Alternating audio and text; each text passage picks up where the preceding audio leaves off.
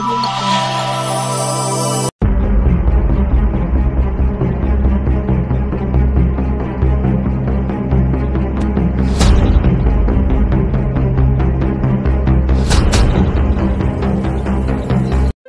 Asansol Durgapur police কমিশনারেটের গোয়েন্দা বিভাগ ও cyber থানার পুলিশ সাইবার প্রতারণায় যুক্ত 8 জনকে গ্রেফতার করলো। গোয়েন্দা দপ্তর থেকে জানা যায়, সাইবার ক্রাইমের সঙ্গে যুক্ত 8 জনের মধ্যে একজনের বাড়ি অন্ডাল 12 নম্বর ডাঙ্গাল এলাকায় বলে খবর। ঝাড়খণ্ডের মার্গমুন্ডা থানার এলাকার বাসিন্দা বাকি 7 জন। জামতারা সাইবার গ্যাংয়ের সঙ্গে সরাসরি এদের কানেকশন ছিল।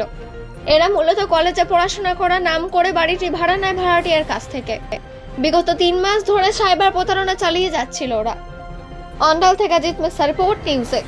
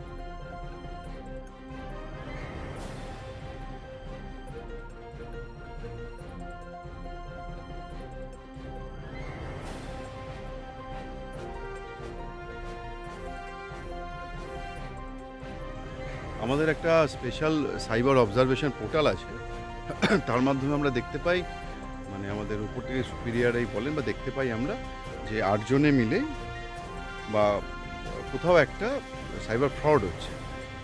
কিছু মানুষকে অনলাইনে ঠকানো হচ্ছে, অ্যাড দেওয়ার নাম করে ঠকানো হচ্ছে। সেই অনুযায়ী ডিডি স্পেশাল টিম আর সাইবারের টিম জয়েন্টলি এখানে রেড করা হয়। দেখা যায় 8 জন আছে যারা অনলাইন পোর্টালে বিভিন্ন ফেসবুক বা বিভিন্ন গুগল সার্ভিসে কাস্টমার হেল্প হিসেবে নাম্বার দেওয়া থাকে। ভিকটিমরা ফোন করলে ভিকটিমদের বোকা বানিয়ে তাদেরকে লোটা হয়, দিয়ে টাকাগুলো বিভিন্ন অ্যাকাউন্টে ঢুকিয়ে নেওয়া হয়। এরা 8 জন মূলত কলার হিসেবে কাজ করতো। এদের মাথায় অন্য কেউ আছে, আমরা দেখছি সেটা।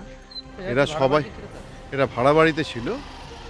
সারপ্রাইজিং হচ্ছে সবাই হচ্ছে আমাদের জামতারা কনসার্ন এরিয়ার, মার্গমুন্ডা বলে জায়গা আছে সেখানকার এরিয়া, যার সঙ্গে জামতারা ডাইরেক্ট ইনভলভমেন্ট আছে। না, এ থাকে ওখানকার বাড়ি, এখানে এসে থাকে, যোগাযোগ আছে এখানে, কিন্তু আসলে ছেলে ওখানকার। ও 7 জনকে নিয়ে এখানে বাড়ির মালিককে বলেছিল কলেজে পড়াশোনা করবো, সেই হিসেবে আছে, কিন্তু আসলে করছিল সাইবার ফ্রডই করছিল। আমাদের কাছে যথেষ্ট এভিডেন্স আছে, আমাদের কাছে প্রমাণ আছে। আমরা এদের কাছ থেকে প্রচুর মোবাইল ফোন সিজ করেছি, কিছু এভিডেন্স পেয়েছি। আমি ছিলাম, এসিপি সাইবার সাহেব ছিলেন রেডে, প্রচুর মোবাইল সিজ করেছি। এরপর বাকিটা তদন্তে দেখা যাবে কি আছে।